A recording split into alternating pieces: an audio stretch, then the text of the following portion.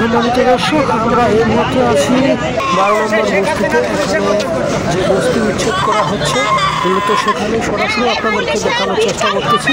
তো এখানে আসলে বস্তি ভাঙার ঘটনায় এখানে আসলে একটি মহিলা আসলে আহত হয়েছে। তো আমরা আপনাদের দেখানোর চেষ্টা করতেছি। তো আপনারা ভিডিওটি বেশি বেশি শেয়ার করে ছড়িয়ে দিন।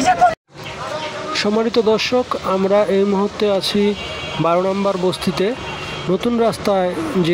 নতুন রাস্তার দুই পাশ দিয়ে যে বস্তিটি দীর্ঘ 17-18 বছর যাবৎ গড়ে উঠেছিল, এটা আওয়ামী লীগ সরকার থাকাকালীন এই বস্তিটি এখানে হয়।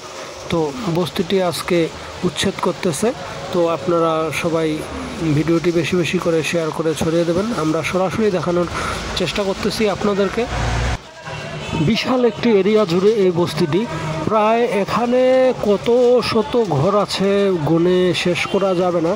তো আনুমানিক, তাও আসলে সঠিকভাবে না বলতে পারলে বলাটা ঠিক না, কারণ এখানে যে বস্তিটি ভাঙা হচ্ছে এখানে মূলত 7 একর জায়গার উপরে এই বস্তিটি বিশাল লম্বা করে মিরপুর 12 নম্বর থেকে ইস্টার্ন হাউজিংয়ের পাশে যে মন্দিরটা আছে সেই পর্যন্ত এই বস্তিটি। তো বিশাল এরিয়া জুড়ে এই বস্তিটি দুই পাশ জুড়ে গড়ে উঠেছে। মাঝখান দিয়ে অল্প একটু জায়গা ঝিল রয়েছে যেখানে পানি, আর পুরো এরিয়া জুড়েই এখানে টিন বাঁশ দিয়ে ঘর তৈরি করে এতদিন এভাবেই এখানকার লোকজন থাকতো। তো আজকে যেহেতু বস্তিটি উচ্ছেদ করা হচ্ছে, অনেকের মতামত অনেক রকমের, কারণ এখানে বস্তিবাসীরা বলতেছে তাদেরকে সময় দেওয়া হয় নাই।